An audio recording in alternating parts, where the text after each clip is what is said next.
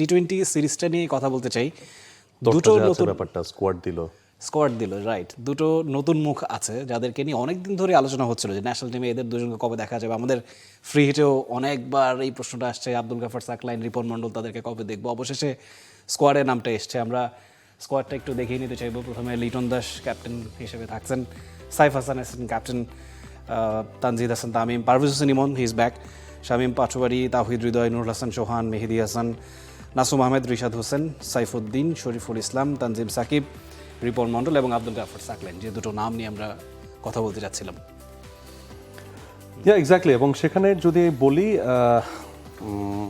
আব্দুল গাফার সাকলাইনে যাওয়ার আগে এই টি-20 স্কোয়াডটা দর্শক যারা এতক্ষণ দেখলেন, সেখান থেকে আমরা যদি আগের মানে সবশেষ যে টি-20 সিরিজটা বাংলাদেশ খেলেছে সে আয়ারল্যান্ডের বিপক্ষে লাস্ট ম্যাচের জন্য যে স্কোয়াডটা দেওয়া হয়েছিল, সেই স্কোয়াডের সাথে যদি আপনি এই স্কোয়াডটা মেলাতে চান বা তুলনা করতে চান বা একটু এক নজরে জানতে চান ভাই ওই স্কোয়াড থেকে কে কে বাদ পড়লো, তাহলে সেখান থেকে দুটো নাম বাদ পড়েছে। একটা হচ্ছে মুস্তাফিজ আর একটা হচ্ছে মাহিদুল ইসলাম অঙ্কন। সো সেই দুটো নামকে বাদ দিয়ে আর বাকি যে 13টা নাম, সেই 13টা নাম কিন্তু ঠিক আছে। ওকে, সো তাহলে রিপন মণ্ডল মুস্তাফিজুর রহমানের জায়গায় এবং আব্দুল গাফার সাকলাইন তিনি মাহিদুল ইসলাম অঙ্কনের জায়গায়। সো এই হচ্ছে আপনি যদি আয়ারল্যান্ড সিরিজের সাথে বাংলাদেশের এই সিরিজের স্কোয়াডটাকে কম্পেয়ার করতে চান, এবং আমরা যদি রাফি এখান থেকে একটু 11টাও সাজাতে চাই বা একটু দেখতে চাই যে অ্যাকচুয়ালি 11-এর মধ্যে ইম্প্যাক্টটা কি পড়তে পারে, আমরা আগের সিরিজের যে 11 এটা আমাদের দর্শকরা একদম মুখে মুখে মিলিয়ে ফেলতে পারবেন, খুব সহজ। আমি আর আপনি একটু হেল্প করি আমাদের দর্শকদেরকে, এবং দর্শক যারা এই মুহূর্তে আমাদেরকে দেখছেন আপনারাও আমাদের সাথে পার্টিসিপেট করুন। যেহেতু সোশ্যাল মিডিয়াতে লাইভ যাচ্ছে, সেখানে আপনি কমেন্ট করতে পারেন, স্কোয়াডটা আপনার কাছে ছিল সামনে, বা আপনি যারা ক্রিকেট ফ্যান তাদের কাছে মুখস্থই আছে। নাম্বার 1 তানজিদ তামিম, তো এটা লকড। সাইফ ওপেন করছেন। নাম্বার 3-তে লিটন, 4-এ ইমন, লাস্ট আমরা তাই দেখেছি। সো ইমনকে 4-এ খেলানো হয়েছে।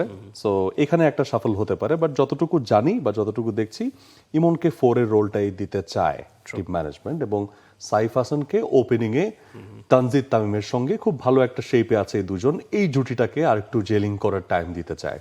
So which is really good. Tanzid, Saif, number 3 Liton, number 4 ইমন, খুব চমৎকার। নাম্বার 5-এ তাওহিদ হৃদয় সেট হয়েই আছেন। নাম্বার 6টা একটু হাতে রাখি আমরা। নাম্বার 6 পজিশনে ক্যান্ডিডেট বেশি। Number 7 locked Sheikh Mahedi. Number 8 locked Rishad. আমরা 8 পর্যন্ত, 1 থেকে 8 পর্যন্ত শুধু একটা পজিশনকে একটু আলাদা রেখেছি, নাম্বার 6। আর 8 পর্যন্ত বাকি 7 জন কিন্তু কনফার্মড। আগের সিরিজের যদি আপনি যান সেখানে দেখবেন যে ঠিক আছে। 9, 10, 11 সেখানে এবার হচ্ছে আপনি শরীফুল এখানে কনফার্ম আছে, ঠিক আছে।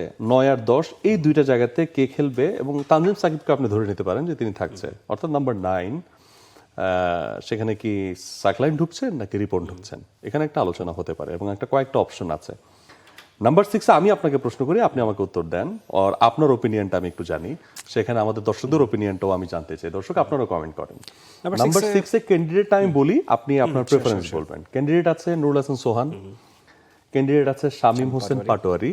শামীম পাটোয়ারি অলরেডি খেলছেন এই পজিশনে, লাস্ট ম্যাচটাতেও তিনি ছিলেন, 11-এ ছিলেন। So strong candidate. আর এর বাইরে গিয়ে যদি আবার আপনি চিন্তা করেন something new, Saqlain can come forward.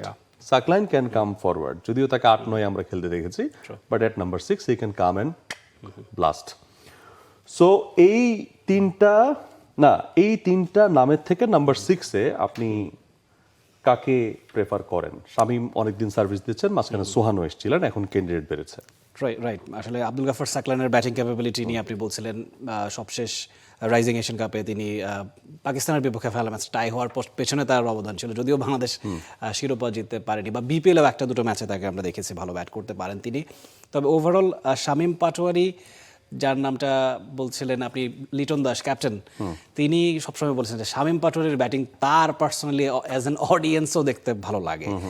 বেশ টি-20 হলো, বেশ আনঅর্থোডক্স, তার ব্যাটিং স্টাইলটাও ভেরি রেয়ার। মানে বাংলাদেশে এই ধরনের কি বলবো মানে কুংফু স্টাইলে ব্যাটিং করতে খুব বেশি কম প্লেয়ারকে দেখা যায় না। okay, got it. তো টি-20-র জন্য আমি মনে করি শামীম পাটোয়ারিকে যদি আরেকটু সাস্টেনেবিলিটির সুযোগ দেওয়া হয় সেক্ষেত্রে আমার কাছে মনে হয় he is going to be explosive, এবং ইতিপূর্বে নিজেকে তিনি প্রমাণও করেছেন।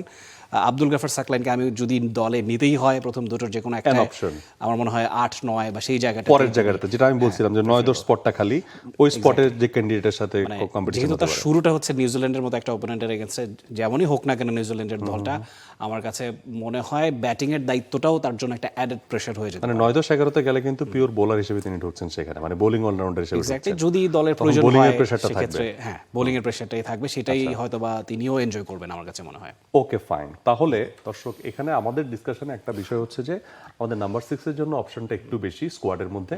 সোহান আছেন, সোহানের চাইতে টিম ম্যানেজমেন্টের কাছে শামীম পাটোয়ারির প্রেফারেন্সটা যে বেশি সেটা আমরা লাস্ট ইয়ার সিরিজগুলো থেকেই মোটামুটি ভাবে ক্লিয়ার। তো শামীম পাটোয়ারি তিনি এগিয়ে থাকবেন, অ্যান্ড আই অলসো থিঙ্ক যে তিনি সেখানে সুযোগটা সম্ভবত আর একটু বেশি পাবেন। সো নাম্বার 6-এ শামীম পাটোয়ারি যদি চলে আসেন, সোহান চলে যাবেন বেঞ্চে ফর শিওর। তাহলে সাকলাইন কোন পজিশনে খেলবেন? 9-10-11 নাম্বার শরীফুলকে দিয়ে দেন, 9-10 তানজিম সাকিব স্কোয়াডে আছেন। সো তানজিম সাকিবকে যদি আপনি ধরেন খেলান তাহলে নাম্বার 10 লকড, নাম্বার 9 এই একটা অপশনই ফাঁকা। সো সাকলাইন নাকি রিপন মন্ডল? সো এইখানে হচ্ছে একটা আর্গুমেন্ট আসবে। আর যদি আপনি দুজনকেই খেলাতে চান তাহলে তানজিম সাকিবকে বসাতে হবে। আর যদি আপনি তানজিম সাকিবকে রেখে সাকলাইনকেও খেলাতে চান এবং আপনি রিপনকেও খেলাতে চান তাহলে নাম্বার 9-এ রিপন, নাম্বার 10 তানজিম সাকিব, নাম্বার 11 শরীফুল, আর 6 নম্বরে শামীম পাটোয়ারিকে ড্রপ করে সাকলাইনকে দিতে হবে। এটা অনেক রিস্কি একটা ডিসিশন এই মুহূর্তের জন্য, অ্যাজ শামীম পাটোয়ারি ওই জায়গাটাকে জেল করছেন। সো আমার কাছে মনে হয় যে Shamim Patwari for number 6, I also agree. And number 9 এই জায়গাটা নিয়ে সম্ভবত এক্সপেরিমেন্ট হবে, হয় সাকলাইন অথবা রিপন। নাম্বার 10 and 11 তানজিম সাকিব, শরীফুল এই দুজনকে সম্ভবত রেখে দিবে। আমার কাছে মনে হয় সেটা রাখাটাই যুক্তিযুক্ত। মানে আপনি at any day New Zealand as an opponent in টি-20 format very strong, এবং বাংলাদেশের যেই জায়গাটায় খেলা হতে যাচ্ছে, চিটাগাঙে যেহেতু প্রথম দুটো ম্যাচ হতে যাচ্ছে, যে ধরনের উইকেট প্রডিউস করবে আমরা জানি অনেক বেশি ফ্ল্যাট হয়েছে এবং ব্যাটারদের জন্য অনেক ফেভারেবল সিচুয়েশন থাকে। সেই জায়গায় আমার কাছে মনে হয় বাংলাদেশ এক্সপেরিমেন্টের জায়গাটা একটু কমই রাখতে চাইবে, ওই একটা স্পটে এক্সপেরিমেন্ট করতে পারে বাংলাদেশ।